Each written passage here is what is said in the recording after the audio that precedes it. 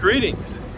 I'm here at one of my favorite places on earth, a place that means even more to me now, I think, than it ever has in my life and to all Americans. I'm here to introduce my second novel. The first I unveiled with a video in front of the White House, just a couple of miles from here. I'm thrilled with how it did, and I was motivated by similar themes in our country to write another one. So I'm here to unveil the second book I've written, Another Round of Presidential Spirits. It is a sequel to the first, and when considering where I should do my video to introduce it, there's no place other than this. Really, it had to be. I mean, Lincoln put that up, erected the dome and the Statue of Freedom during the Civil War when Lincoln was president, and you know, amidst great turmoil and our nation being torn apart in the seams, he put that up as if to say, no, this is for the long haul. We're getting through this, and we're getting through a hell of a lot more too. And I kind of feel like that, and that's what this represents today.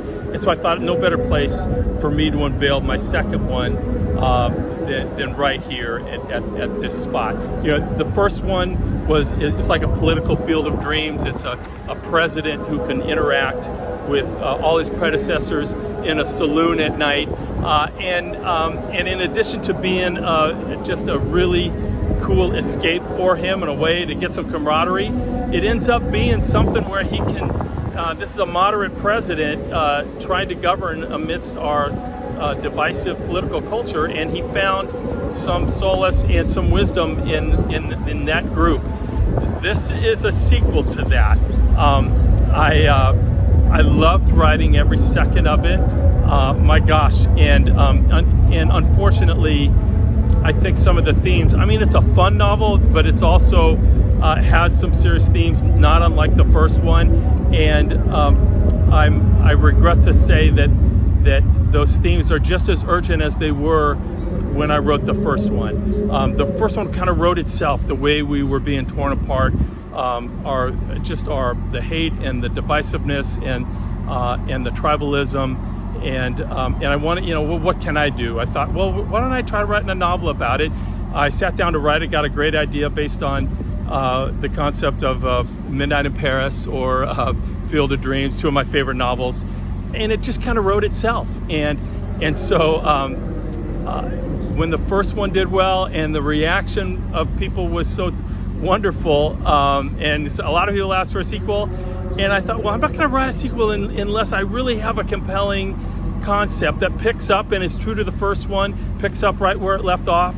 And so I spent about 3 months, but I came up with something I really loved, and so I just started writing. And you know, the surest sign that I was doing the right thing was when every night when I would start writing, I'm like, this is what I was intended to do. And I tend to be that way anyway, but my passions, my Irish blood comes out often, I think. But anyhow, I loved writing every second of it. You know, I'm reminded one of the themes of the book is Franklin.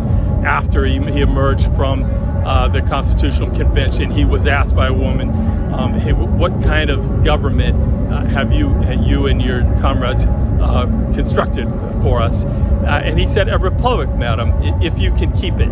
And you know, never before since the Civil War have we been in danger of not being able to keep it than right now. You know, if we're going to emerge, if the best of America is going to come back, we got to get rid of the worst of America and some of these things that are pulling us apart. And I keep thinking one thing that could do it is just a really unifying leader. And my book kind of gets into a little of that, which I think it's possible if someone with great charisma who appeals to both sides, who puts country over party and doesn't have an agenda, I think could get us out of this. But I loved writing it again. I hope you'll enjoy it nearly as much as you did the first one. Goose River Press, thank you so much for believing in me again. It's up now. The release date is July 4th. Of course, it had to be. I think, how perfect is that? But it's up now for pre-order, or you could do it. You could order it through any of your bookstores, or through Amazon, or Goose River Press. But again, I hope you enjoy it nearly as much as I did. Come back to the Saloon; they're waiting for you. Cheers, and we are better than this.